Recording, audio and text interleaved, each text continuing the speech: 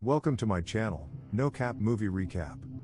Today, we're diving into the mind-blowing, action-packed sci-fi classic, The Fifth Element, 1997. Directed by Luc Besson, this visually stunning movie takes us on an unforgettable journey to save the world, blending humor, futuristic technology, and an epic adventure. So, buckle up as we explore the ultimate battle between good and evil, starring Bruce Willis, Milla Jovovich, and Gary Oldman. Let's break down this amazing movie, right now. The movie opens in Egypt in the year 1912. Inside an ancient temple, a professor and his student are studying mysterious carvings on the walls. The professor deciphers the language and discovers a prophecy: every 5,000 years, a great evil emerges to destroy Earth. To stop it, a powerful weapon is needed, one hidden deep within this very temple. As the professor discusses the implications, a local priest overhears them. Determined to protect the temple's secret, the priest attempts to poison the professor. Suddenly, an alien spaceship descends outside the temple. Tall, metallic beings known as the Mondo Shawans arrive. They enter the temple and, using their glowing eyes, put the professor to sleep. The aliens unlock a hidden chamber that holds the weapon: 4 elemental stones shaped like pyramids, earth, air, fire, and water, and a mysterious fifth element, a supreme being, currently dormant inside a sarcophagus. The Mondo Shawan leader tells the priest that when the great evil returns, they will come back with a weapon to save Earth. As they prepare to leave, the professor's student tries to fight back and shoots at them. In the chaos, the alien leader gets trapped inside the chamber as it begins to close. Before sealing himself in, he hands a key to the priest and instructs him to pass it on to their descendants. The rest of the aliens depart the planet in their ship, taking the stones and sarcophagus with them. Jump forward 300 years into the future. Humanity has made significant advancements in space travel. But now, a new threat looms: a massive dark force moving toward Earth. An army spaceship is sent to investigate. As they approach the mysterious, planet-sized entity, the ship's captain launches a satellite to scan it. The moment the satellite makes contact, it's destroyed in an instant. Alarmed, the captain contacts the president and informs him of the imminent danger. At the meeting, a priest named Vito Cornelius warns that this is the same evil foretold in ancient prophecy, a force that returns every 5,000 years to bring destruction. He pleads with the authorities to stop it before it's too late. The military soon realizes that destroying the mysterious dark planet with missiles is impossible. Although the president is initially reluctant, the army captain orders a missile strike. But the attack proves useless. The planet absorbs the hit and retaliates with overwhelming force, obliterating the entire army spaceship.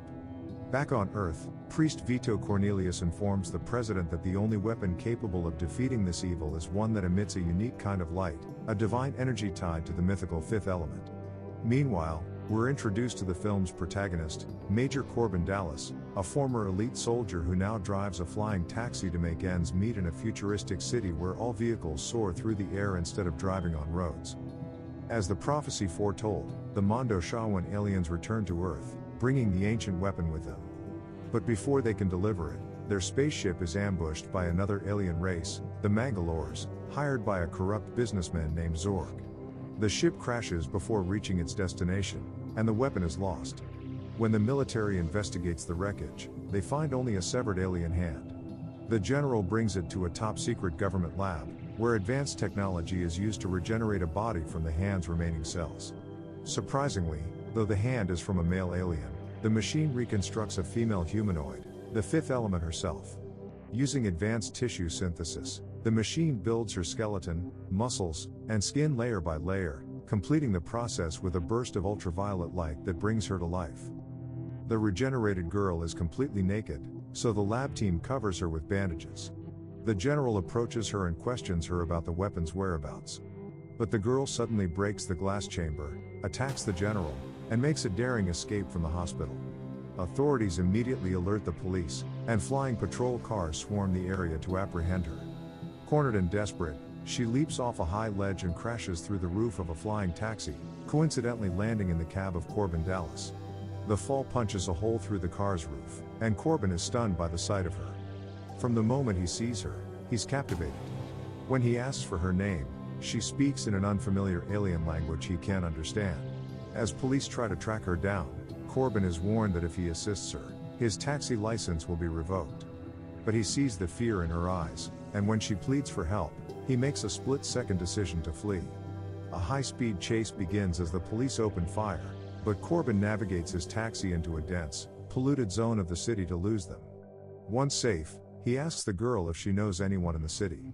She manages to say the name Cornelius. Korben searches the address in a digital phone book and takes her to Father Vito Cornelius's apartment. When Cornelius sees the strange tattoo on her arm, the same symbol tied to the ancient prophecy, he immediately recognizes her as the supreme being, the fifth element, the one destined to save humanity. While she rests, Leeloo, as she later reveals her name to be, suddenly wakes up and grabs a gun. Korben gently asks her to calm down and speaks to her with kindness. When he shows her the special key left by the Mondo Shawan aliens, she smiles, realizing she's found someone she can trust. As Korben leaves her to rest, Leeloo quickly accesses a futuristic computer system and begins learning English at a rapid pace. Leeloo explains that the sacred stones, the elemental weapon needed to destroy the great evil, were given to a woman named Diva. To retrieve them, she must meet Diva at a luxury hotel located on another planet. Meanwhile, the shady industrialist Zorg meets with the Mangalores, a mercenary alien race. Zorg wants the stones and promises them advanced weapons in exchange. But when the Mangalores hand over a briefcase supposedly containing the stones, Zorg opens it only to find it empty. Furious, he cancels the deal and sends his own men to track down the real stones. Back on Earth, the military general informs the president that he has made contact with the Mondo Shawan aliens. They revealed that the stones were entrusted to Diva, who now works as an opera singer on a distant space cruise. The president orders the general to retrieve the stones using their best operative. The general immediately seeks out Korben Dallas, telling him that the fate of the world rests on his shoulders. To ensure Korben can reach the cruise and retrieve the stones, the government rigs a lottery and gives him the winning ticket, a trip to the same luxury hotel where Diva is scheduled to perform. At Korben's apartment, Leeloo and Father Cornelius arrive. As the situation escalates, Korben hides the general and his soldiers inside his refrigerator to avoid suspicion. Cornelius pleads for Korben to take Leeloo to Diva's concert, knowing only she can retrieve the weapon. Suddenly, the police arrive to arrest Korben, but due to a clerical error, they mistakenly detain his neighbor instead. Meanwhile, Zorg's henchmen, also searching for the stones, break into Korben's apartment and knock him unconscious. They steal the flight tickets meant for the hotel and rush to the spaceport. When Korben regains consciousness, he quickly recovers the situation. He takes Leeloo with him and uses a fake ID to board the flight just in time, heading off toward the Cosmic Opera concert, and toward humanity's last hope for survival. Korben boards the spaceship to Floston Paradise with Leeloo. Unbeknownst to him, Zorg has already planted his men on the plane. As Korben settles in, he meets Ruby Rod, a flamboyant media personality assigned to interview the lucky lottery winner, Korben himself. Meanwhile, the ship's crew prepares for takeoff but discovers malfunctions caused by alien parasites clinging to the landing gear. Despite the issues, the flight launches at light speed, heading toward the intergalactic hotel where the Diva will perform. Zorg, frustrated, learns from his team that they failed to board the plane. Just then, he receives a menacing call from Mr. Shadow, the dark entity Zorg has been working for. Mr. Shadow demands the stones, reminding Zorg of the urgency and his failure to deliver. Back on the ship, Diva's assistant discreetly informs Leeloo that Diva will hand over the stones after her concert. As Korben mingles with guests at the luxury hotel, Ruby Rod introduces him to high-profile attendees while preparing for the main event. The concert begins, Diva sings a breathtaking opera, capturing the entire audience. Meanwhile, the Mangalores infiltrate the hotel. Their leader sends troops to Diva's suite to steal the stones. They overpower her security guards and begin searching her belongings. Leeloo, waiting nearby, spots the Mangalores and instantly recalls their earlier attack on her ship. Fueled by rage and vengeance, she storms into the room and eliminates all the alien invaders in a fierce fight. After the battle, she searches Diva's belongings, hoping the stones are there. But just then, Zorg arrives at the suite. He demands the case containing the weapon at gunpoint. As the chaos unfolds, Leeloo escapes through the ventilation ducts. Hearing gunfire, the remaining Mangalores storm into the concert hall and start firing at the audience. In the crossfire, the Diva is shot in the stomach and begins bleeding out. Meanwhile, Zorg plants a bomb in the hotel, grabs the box he believes contains the stones, and escapes to his ship, only to discover that the box is empty. Back at the concert stage, the dying diva tells Korben that the stones are hidden inside her body. After she dies, Korben retrieves all 4 elemental stones from her abdomen and hands them to Ruby for safekeeping. Grabbing his weapon, Korben rushes to confront the attackers in the hall.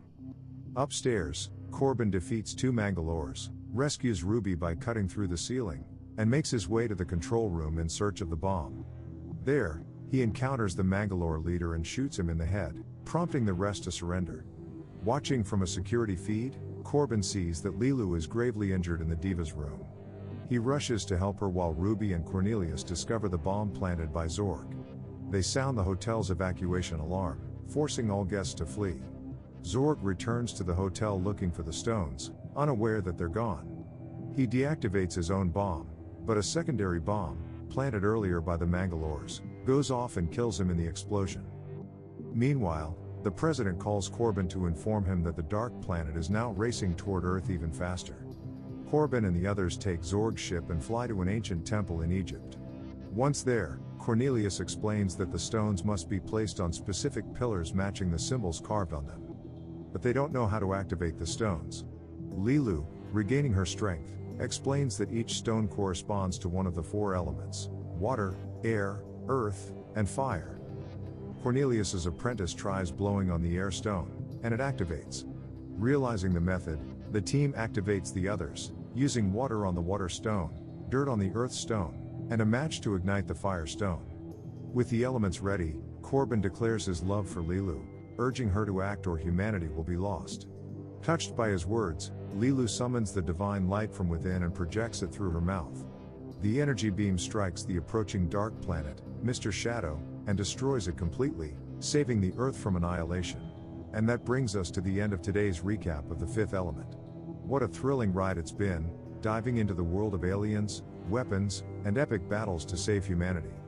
This film is truly a masterpiece that blends sci-fi, action, and humor in such a unique way. I hope you had as much fun reliving this classic as I did breaking it all down for you. If you enjoyed this video, make sure to smash that like button, subscribe to Nocap Movie Recap, and don't forget to hit the bell icon to stay updated on all the latest movie recaps coming your way. I've got tons of exciting content planned, from timeless classics to brand new releases, so you won't want to miss it. Your support means the world to me, and it's what keeps this channel going strong. Feel free to drop your thoughts in the comments below. Let me know what other movies you'd like to see recapped, or if you have any questions about the films I've covered. Thanks for tuning in, and until next time, keep watching and keep enjoying the movies.